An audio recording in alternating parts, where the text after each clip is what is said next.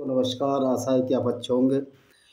आज हम चर्चा करेंगे कि एक रोल मॉडल कैसा होना चाहिए इंसान का, जिसको हम अपना पैगंबर माने। वो कैसा रोल मॉडल होना चाहिए? कम से कम वो ऐसा हो जो दूसरों को दुख ना दे, कम से कम वो ऐसा हो जो दूसरों की मदद करे, कम से कम ऐसा हो जो नफ़रत ना फैलाए। लेकिन इस्लाम के पैगंबर ने हमेशा नफ़रत का बीजारोपण किया। नफ़रत की शुरुआत इस्लाम में वहीं से हो गई जहां मोहम्मद साहब ने 3 देवियां, जो मक्का का काबा था वो बहुदेववादी था, वहाँ 3 देवियां थीं, अल्लात, अलमन्नात और अलुज्जा। 3 देवियों की वो पूजा करते थे। और मक्का एक सेकुलर स्टेट थी, सेकुलर सिटी था। सब मेल जोल से रहा करते थे, सब प्यार से रहा करते थे। लेकिन मोहम्मद जब मेले में जाता था, जो यहूदियों के मेले होते थे और ईसाइयों के मेले होते थे, ये उनमें जाता था, छोटा बच्चा था, उनकी चीज़ें सुनता था, तो इसके मन में भी लालसा हो जाती थी कि मेरे को भी पैगंबर बनना है। तो ये इसके अंदर की दबी हुई चीज़ें थी। जब ये पैगंबर बड़ा हुआ, जब मोहम्मद थोड़ा बड़ा हुआ, तो इसने 40 साल की उम्र में इसने आपको पैगंबर डिक्लेयर कर दिया। और पैगंबर डिक्लेयर करने के बाद उसने वो चीज़ें की जो किसी भी तरह रोल मॉडल लायक नहीं है, या हम जिसको फॉलो नहीं कर सकते। यद्यपि आज जितना भी देखो, मैं बहुत से यूट्यूब पर देखता हूँ, अकरम मुकर्रम नाम के एक यूट्यूबर है, रील डालते हैं। वो अपनी माँ से कहते रहते हैं कि कैसा सुन्नत, कैसी शिक्षा कैसी होनी चाहिए कि जैसे नबी का रास्ता हो। तो नबी का रास्ता तो लड़ाई झगड़ों से बड़ा नफरत फैलाने वाला रास्ता था। लोग कहते हैं कि मोहम्मद के ऊपर अटैक हुए, मोहम्मद के ऊपर कोई भी अटैक नहीं हुआ। जो जंगे बदर हुई वो इसलिए हुई कि मोहम्मद अपने ही चचेरे भाई अबू सुफियान के काफिले लूटने की फिराक में जब ये मक्का से मदीना आया, तो जो मदीना से सीरिया, दमिश्क के रास्ते जितने भी काफिले आते थे, मोहम्मद उनको लूटता था। और मोहम्मद जब मदीना में गया तो 7 कबीले थे, 3 बड़े कबीले थे और 4 छोटे कबीले थे। इन्हें सारे कबीलों को बर्बाद कर दिया। और कुछ कबीले को, बनु कुरैजा कबीले को इसने निकाल बाहर किया, और बाद में उसको किस तरह लूटा, इसी के बारे में आज हम चर्चा करते हैं। देखिए, इस यहूदी अच्छा जी, ये देखिए, तो एक बनु कुरैजा कबीला था। ये इसमें इतना कम देते हैं कि ये गजवाए बनु कुरैजा, देखिए ये है। बनु कुरैजा एक कबीला था। खंदक की लड़ाई से पहले मुसलमान और यहूदियों के बीच एक जंगी अभियान था। फरवरी मार्च 627 5 हिजरी यानी 622 में मोहम्मद मक्का से मदीना गया। तो जुल्क़दा के महीने में हुआ। पैगंबर मोहम्मद ने 25 दिन तक बनु कुरैजा को घेर रखा था, जब तक कि उन्होंने आत्मसमर्पण नहीं कर दिया।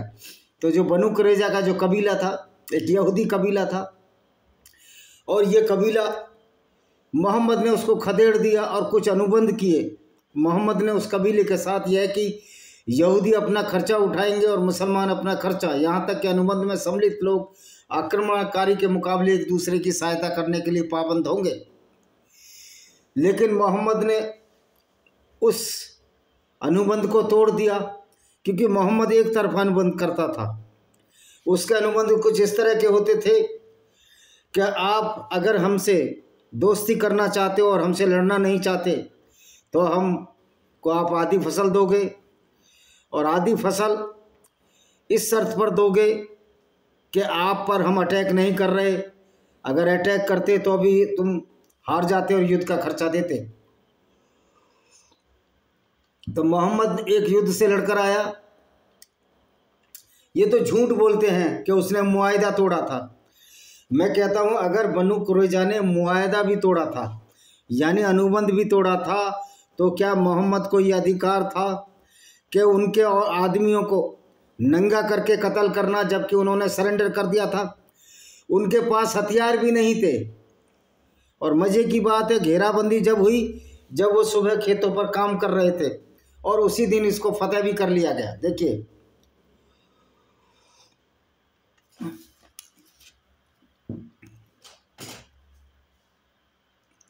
एक साद बिन मुआज था, तो लड़ने वाली फौजों को कत्ल कर दिया गया। यहूदियों के बारे में फैसला फरमाया साद बिन मुआज ने। मोहम्मद ने पूछा कि क्या फैसला किया तुमने, जो 700 से 900 लोगों को आपने बंदी बना लिया है। तो साद बिन मुआज ने फैसला फरमाया लड़ने वाली फौजों को कत्ल कर दिया जाए, औरतें और बच्चे कैदी बना लिए जाएं, यहूदियों का माल और असबाब माल गनीमत बनाकर मुजाहिदों में तकसीम किया जाए, यानी कि मुसलमानों में बांट दिया जाए। तो इसने क्या किया, ये गया बनु कुरैज़ा कबीला जो कि मक्का से थोड़ी दूर, मदीना से थोड़ी दूर खैबर में रहता था, और वहाँ पर इसने 700 से 900 लोगों को नंगा करके कत्ल किया। जिनके प्यूबर्टी हेयर थे, यानी कि जिनके गुप्तांग पर बाल थे, उनको कत्ल कर दिया गया, भले वो 14 साल के थे या 15 साल के थे।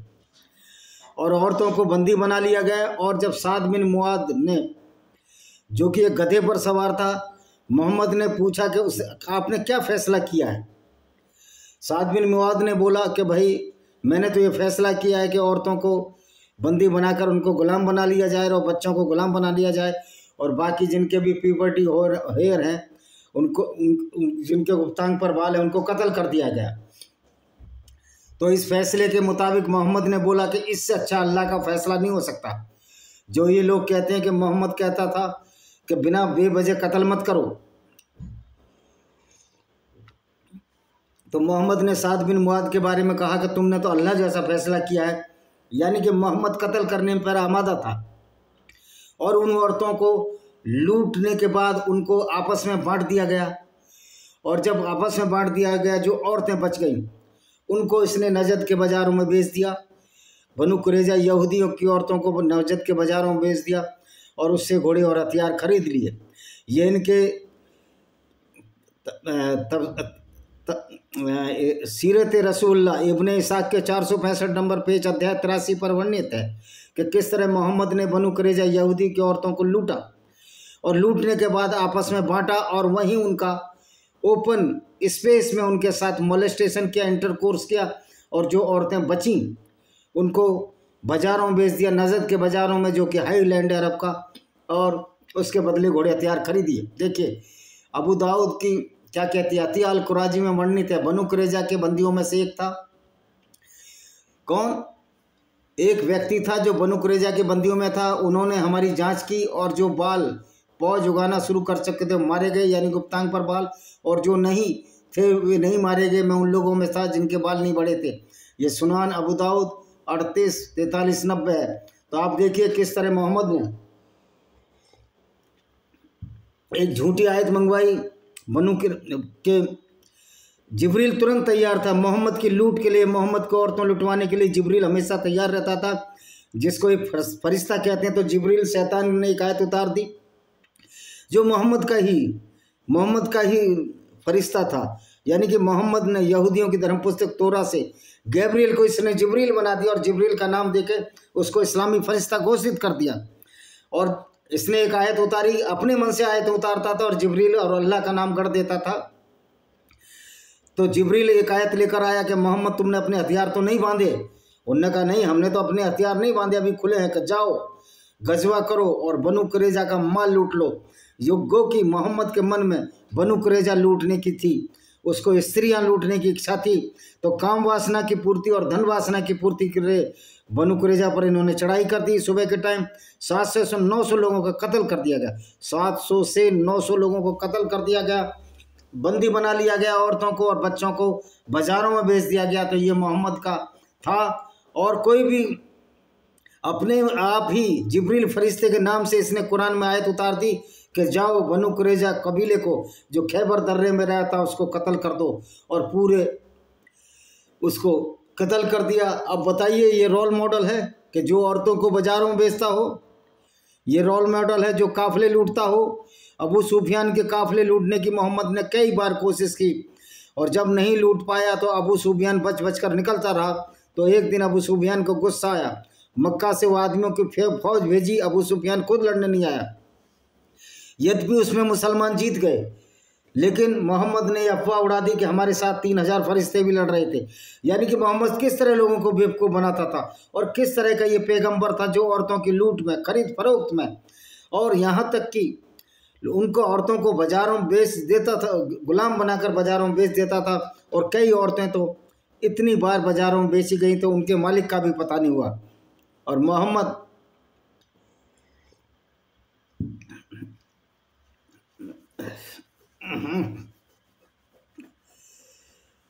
सरेआम इन यहूदियों को गाली के देता था, कह जाओ अपने भगवान का प्राइवेट पार्ट चाटो।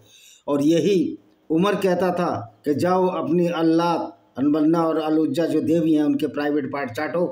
तो मोहम्मद गाली देने में भी प्रवीण, मोहम्मद औरतें बेचने में भी प्रवीण, मोहम्मद लूटने में भी प्रवीण। यानी पेशेवर लुटेरे का गुरु मोहम्मद ने बनाया अल्लाह के नाम से, और उसको बोल दिया कि अल्लाह की फ़ौज है।